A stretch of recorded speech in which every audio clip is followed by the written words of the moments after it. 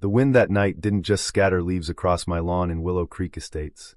It dropped a ticking time bomb right on Barbara Whitaker's doorstep. And the moment she marched onto my grass like a five-star general inspecting conquered territory, clipboard in hand and pearls clutched, I knew this wasn't about yard maintenance. This was about power. The kind of power that turns quiet suburbs into velvet prisons. I'd only been in the house 3 months, fresh off night shifts at Denver General, chasing sleep between sirens and saving lives.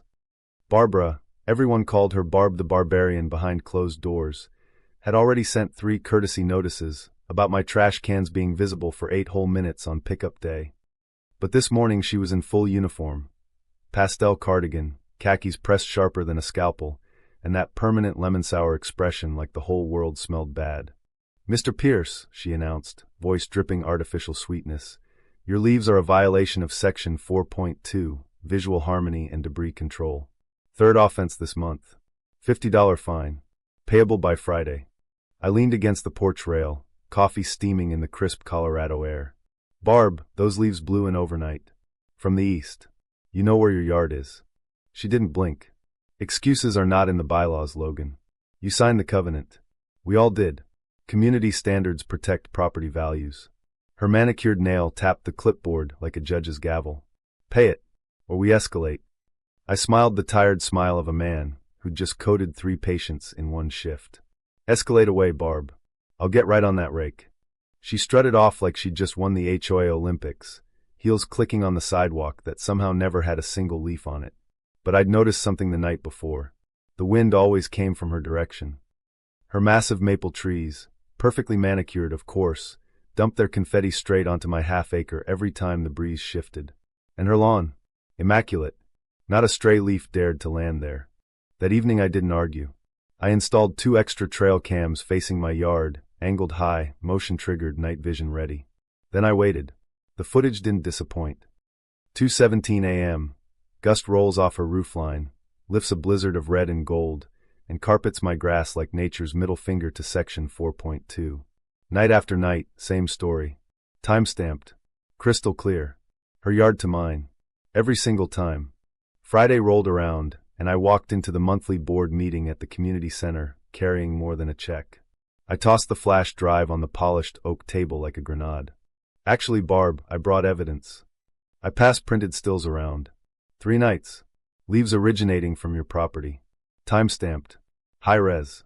I'd also like to file a formal complaint for selective enforcement and harassment." The room went graveyard quiet. Harold, the treasurer who never missed a free cookie, squinted at the photos. "These are from her yard?" "Correct," I said calmly. "And if the board won't address it, I'll take it to the county housing authority. Abuse of power is still abuse, even when you wear a name tag that says president." Barb's smile cracked like cheap stucco. "Wind is not a defense, Mr. Pierce. The bylaws are clear." "No," I replied, locking eyes, "but weaponizing them to target one resident while your own yard violates the same rule? That's called fraud. And I have the receipts." They tabled it, but the next Monday a new envelope appeared. "Failure to maintain visual harmony, $100 fine. Attached note, review pending. Existing fines remain." My neighbor Jeff, retired cop who spent his days building birdhouses, leaned over the fence. "They're doubling down, huh?" "Giving me rope," I said, watching more leaves drift from her yard. "I'm just gonna let them hang themselves with it." I added 2 more cameras, one on the side fence, one aimed at the HOA maintenance path that ran behind the houses. Something about the landscaping crew's early morning visits had always felt off. 3 days later the footage delivered gold. 5:12 a.m. 2 guys in green polos, neither lived here, parked behind my fence, waited for the wind, then fired up industrial blowers straight at Barb's lawn. Leaves exploded airborne, swirled across the street, and landed perfectly on mine. Not one touched her grass. They were literally manufacturing violations. I called my cousin Dana at County Code Enforcement. Her voice went sharp. "That's deliberate displacement of debris with intent to cite. Class C misdemeanor. And if the HOA's behind it, civil fraud territory." I compiled everything, videos, fines. The HOA charter I pulled from public records showing board members couldn't issue solo fines without a vote. Barb had been signing them alone for years. I walked it straight to the county compliance office. 2 days later, unmarked sedans rolled up to the community center during the next board meeting. Investigators and a uniformed deputy walked in mid-discussion. I wasn't inside, but the texts from neighbors lit up like fireworks. Jeff messaged, "They're tearing through financials. One name keeps popping. Her nephew runs the landscaping crew. Paid through a shell company." The neighborhood erupted. Residents who'd stayed silent for years started comparing notes. $75 for inconsistent mailbox sheen. $200 for excessive holiday light duration by 3 days. My cameras had cracked the dam. By Thursday, the county froze the HOA account. Barb was suspended as president. The interim guy, quiet accountant VJ, immediately voided the last 60 days of fines. But the real bomb dropped when compliance officer Diane called me personally. "Logan, the landscaping company wasn't licensed. They were paying for services that never happened. And that's not all.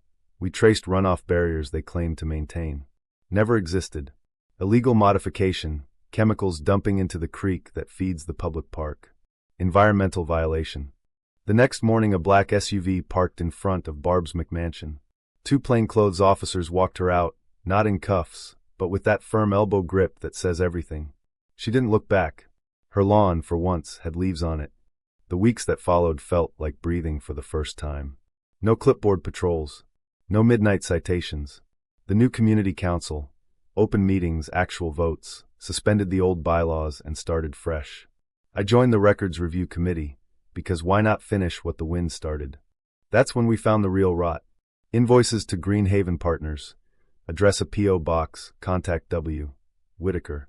$68,000 over 4 years for work that never happened. Insurance claim from last year's hailstorm funneled through a shell company registered to my old address from 2 moves ago. Forged documents. Her niece listed as signer.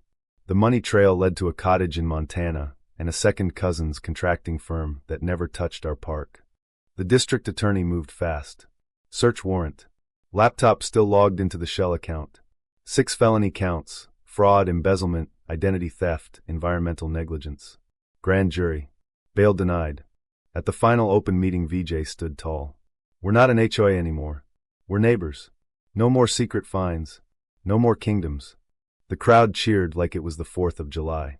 I sat on my porch that evening watching the wind move leaves across the street. No one cared. Jeff wandered over with 2 beers.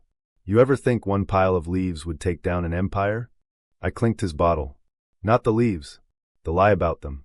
3 weeks later, we planted a small bronze plaque at the new community garden where the old tennis courts used to sit unused, in honor of the neighbors who pointed the camera at the truth. May the wind always blow justice our way. The trail cams are still up. Not because I'm worried, because sunlight really is the best disinfectant. True or false? In the end, was Barbara Whitaker the real victim of overreach, or did she simply get the exact karma she spent years handing out to everyone else?